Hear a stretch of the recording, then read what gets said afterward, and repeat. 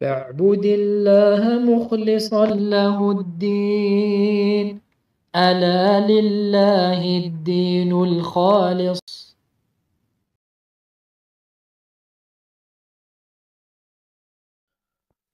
الحمد لله وحده والصلاة والسلام على من لا نبي بعده وعلى آله وصحبه أما بعد. Mes chers frères en Allah tabarak wa ta'ala, craignez Allah tabarak wa ta'ala, craignez Allah d'une vraie crainte et glorifiez Allah tabarak wa ta'ala d'une vraie glorification. Car wallahi, cette vie sur cette terre, dans ce bas monde, n'est qu'un temps consacré aux bonnes actions. Ce n'est qu'un temps qui est consacré aux bonnes actions. Et celui qui fait des bonnes actions, il recevra la grâce d'Allah et ses bienfaits. Quant à celui qui ne croit pas en Allah, tu ne pourras lui trouver aucune issue favorable. Quant à celui qui ne craint pas Allah, eh bien sa fin sera celle des perdants. Donc mes frères en Allah, Abu Huraira radhiyallahu anhu a rapporté du prophète sallallahu alayhi wa sallam cette parole.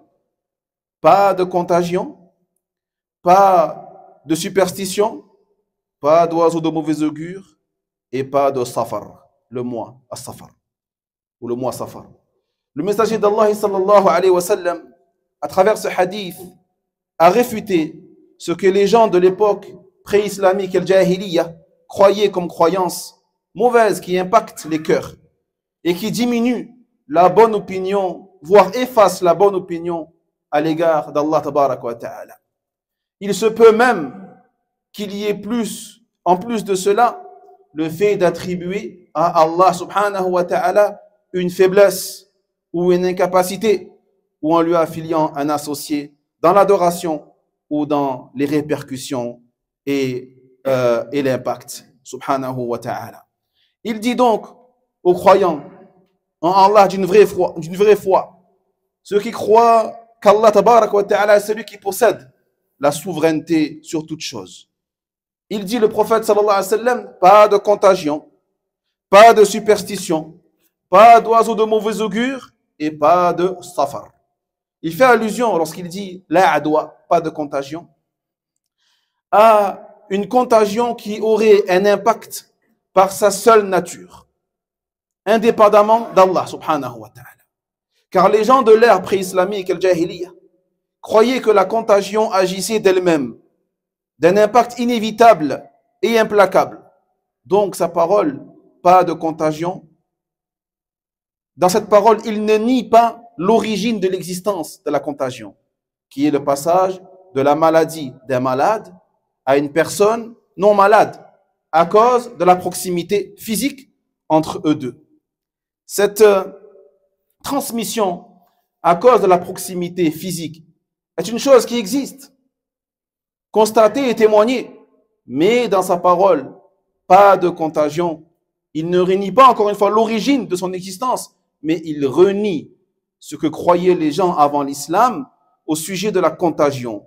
Ils croyaient que quand la personne en bonne santé s'approche du malade, la maladie se transmettait inéluctablement et que cela ne se produisait pas par le décret d'Allah, par le destin d'Allah et par la volonté d'Allah tabarak wa ta'ala. Il disait cela est inévitable et c'est la raison pour laquelle il a dit ici le prophète sallallahu alayhi wa sallam, pas de contagion. C'est-à-dire que la maladie ne passe du malade au non malade lors de leur rapprochement d'elle-même. Sa transmission et la contamination de la personne saine par la maladie lors de la proximité ne se produit que par le décret d'Allah tabarak wa ta'ala et sa prédestination. Il se peut qu'il y ait une contamination, mais il se peut qu'il n'y ait aucune contamination. Ce n'est pas systématique. En fait, lorsqu'Allah tabarak wa ta'ala l'autorise, elle se transmettra, mais si Allah ne l'autorise pas, elle ne se transmettra pas. Donc la contagion ne se produit que par le décret d'Allah et sa prédestination. Donc la contagion par l'accompagnement ou la proximité d'une personne saine et d'un malade est une des causes.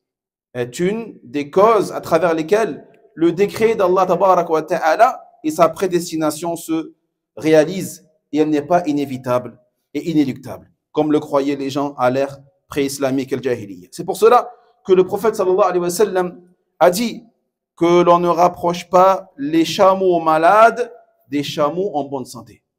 Qu'on ne rapproche pas les chameaux malades et les chameaux en bonne santé. Car la contagion existe.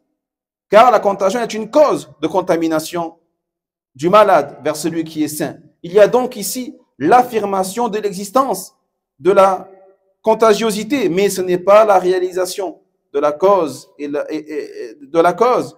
la cause, on peut s'en protéger et on doit s'en protéger, car elle peut engendrer ce qui est redouté, comme celui qui va effectuer les causes de la mort.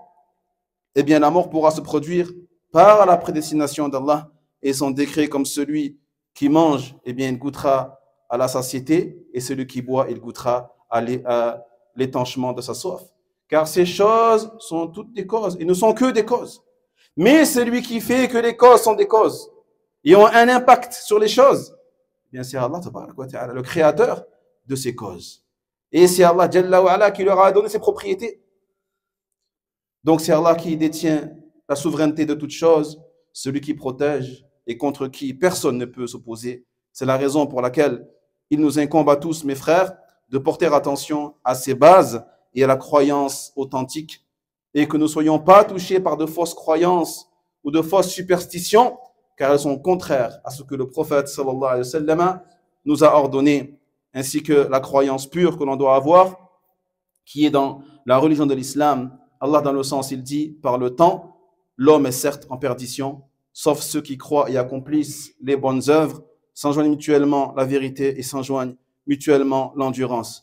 أسأل الله تبارك وتعالى لي ولكم التوفيق والرشاد والهدى والسداد ويجعلنا معتقدين في الله أظن الحسن دائما وأن نعتقد أن الله جل وعلا مفيد للخيرات على عباده ثم لنعلم أن ما عند الله إنما يجلب بطاعة الله تبارك وتعالى وأن المكاره المتوقعة أو الحادثة الحاصلة الموجودة إنما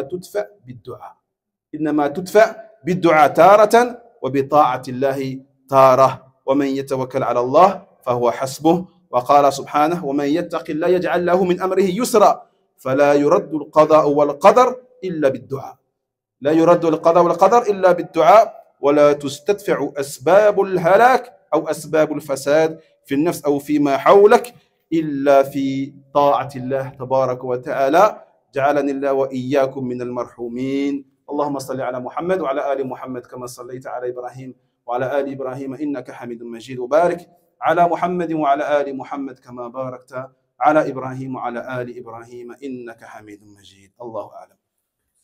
وينجي الله الذين اتقوا بمفازتهم لا يمسهم السوء ولا هم يحزنون